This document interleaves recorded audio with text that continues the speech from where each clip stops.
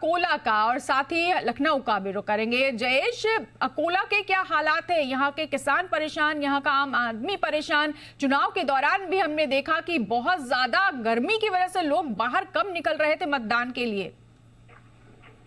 जी बिल्कुल सही कहा आपने। अकोला जो है ये विदर्भ का थर्ड, मतलब आज 3 दिन तक से कंटिन्यू हॉट पे रहा है, मतलब हैट्रिक किया है विदर्भ में अकोला ने। और यहाँ की हम बात करेंगे तो यहाँ का जो तापमान है वो करीबन 46 डिग्री तक के पहुंच चुका है। और आप देख सकते हो कि यह समय जो है, इस समय बड़े पैमाने पे लोग अपने निजी कामों के लिए घर से बाहर निकलते हैं।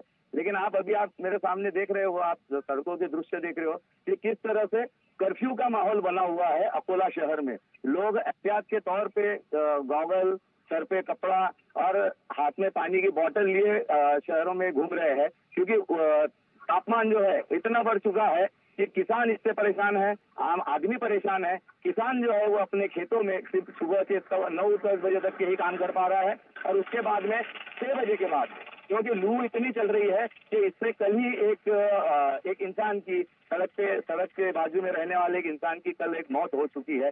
आज भी कई मौत हुई है, ऐसा अभी तक की जानकारी है, लेकिन अभी तक की उसकी पुष्टि नहीं हुई है।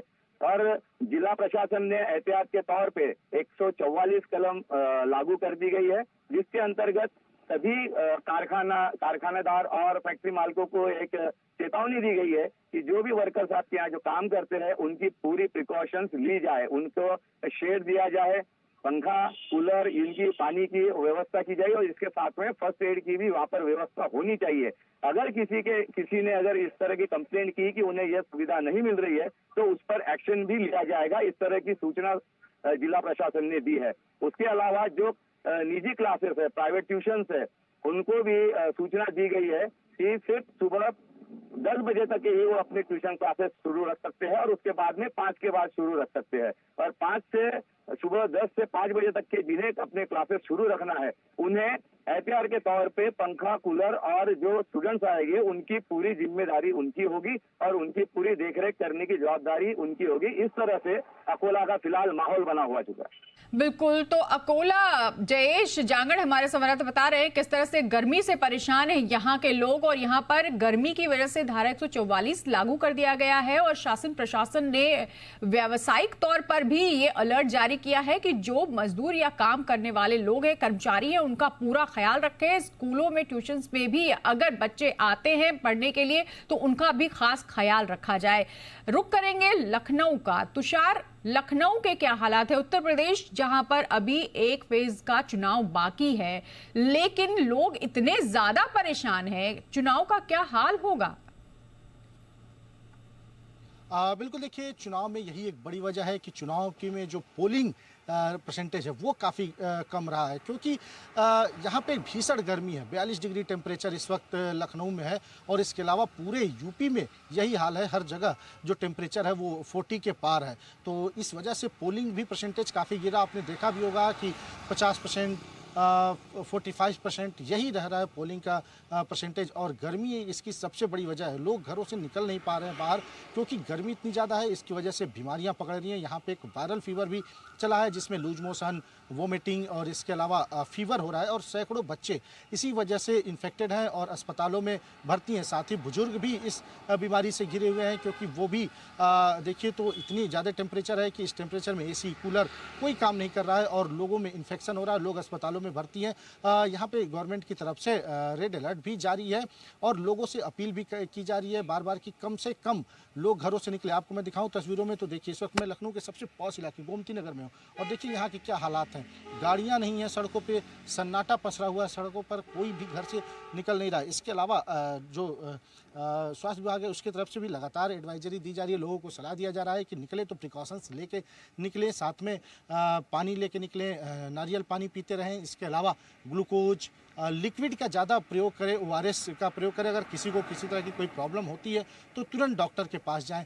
तो ऐसे में यहाँ पे गर्मी का सितम सबसे अधिक है। यहाँ पे यूपी में अगर बात करें तो जो मौसम विभाग है वो भी कह रहा है कि 2 जून तक ऐसी ही स्थिति बनी रहेगी यहाँ पर। और इसके अलावा गर्मी के साथ साथ लू भी अब चलेगी। हालांकि आज थोड़ी बहुत लू चली है, लेकिन मौसम विभाग का ये भी कहना है कि आगे और तेज लू होगी, तो इसमें बच के रहें। कोशिश ये करें कि अगर बहुत ज़रूरी ना हो तो घर से बाहर न निकलें। तो इस वक्त अगर गर्मी की बात करें तो सबसे अधिक गर्मी लखनऊ में पड़ रही है, साथ ही मेरठ में वही हाल है।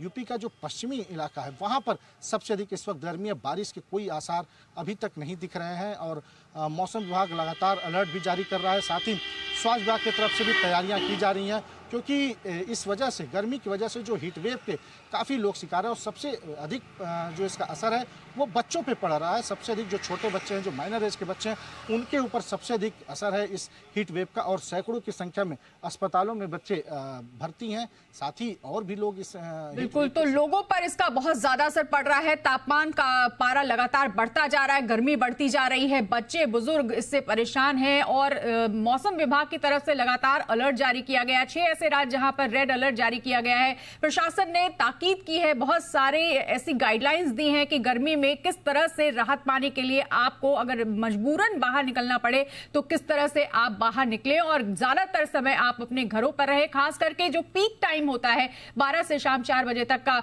कोशिश यही करें कि आप अपने घरों में रहें। सुरक्षित रहना सबसे ज्यादा जरूरी है, क्योंकि ये समय बहुत मुश्किल है। गर्मी की वजह से जम्मू से लेकर के उत्तर प्रदेश, सभी जितने राज्य हैं वो सभी यहाँ पे लोग हीट वेव की वजह से परेशान हैं। बहुत शुक्रिया करेंगे हमारे तमाम संवाददाता सहयोगियों का। राहुल मिश्रा दिल्ली से, जम्मू से रवि शर्मा, लखनऊ से तुषार श्रीवास्तव और जयेश जांगड़, अकोला से, जयपुर से विष्णु शर्मा और भोपाल से अजय दुबे, सभी का बहुत बहुत शुक्रिया तमाम जानकारी